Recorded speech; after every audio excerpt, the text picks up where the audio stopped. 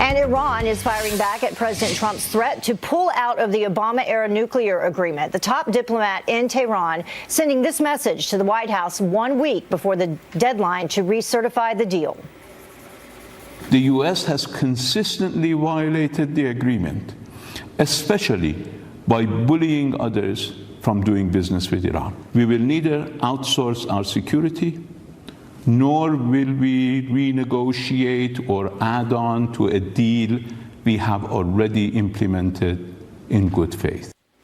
So what happens now? Joining me now is security expert Ryan Mauro. Ryan, thank you very much for joining us this morning. We appreciate it. Thanks for having me. So not entirely unexpected. Iran not happy about this, potentially the U.S. pulling out and saying that they're not going to play games.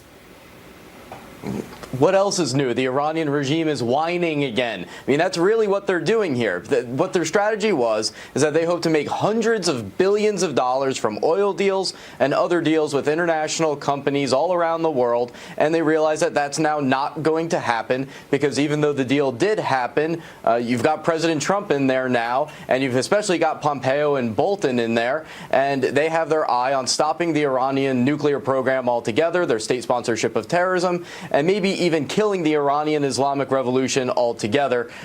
So it's really not the fault of the United States that businesses don't want to enter into contracts with the leading state sponsor of terrorism. But at the same time, we have the UN, we have our European allies all saying, telling President Trump and his administration to stay in the deal.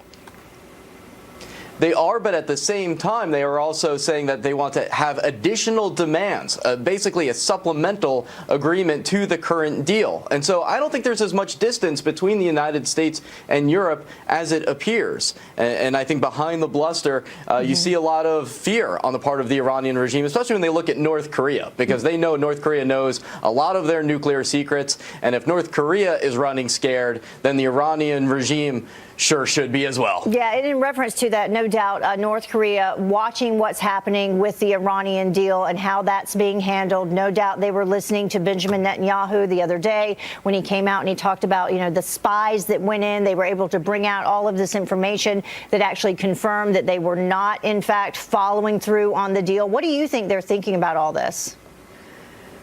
I think they're trying to figure out what their next move is because they don't have many good options.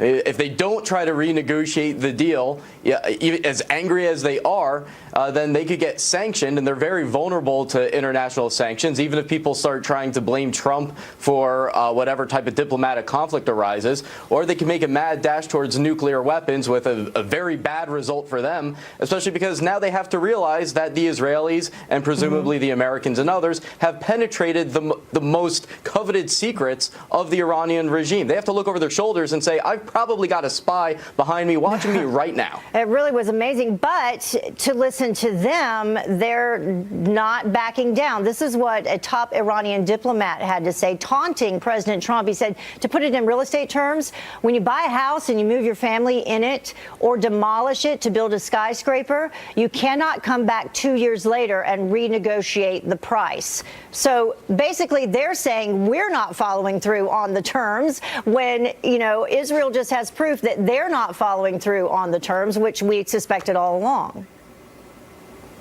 Right. It's typical propaganda, and it's really a lame attempt from the Iranian regime to try to engage in witty banter because these type of one-liners is how diplomacy happens nowadays, and they're really bad at it. And they're also trying to be tough because that's what's worked for them in the past. It's not going to work anymore, but they're trying to figure out what are we going to do now that we've been exposed essentially as weak clowns, with all due respect to clowns. Yeah. I mean, they are a threat. The Iranian regime is a threat, but let's not overestimate it, and let's appreciate our position of strength right now. Absolutely, as North Korea seems to be doing with the potential release of these 3 hostages going on right now. So, Ryan, thank you very much. Got our eyes on a lot of things developing overseas. Thank you. Thank you.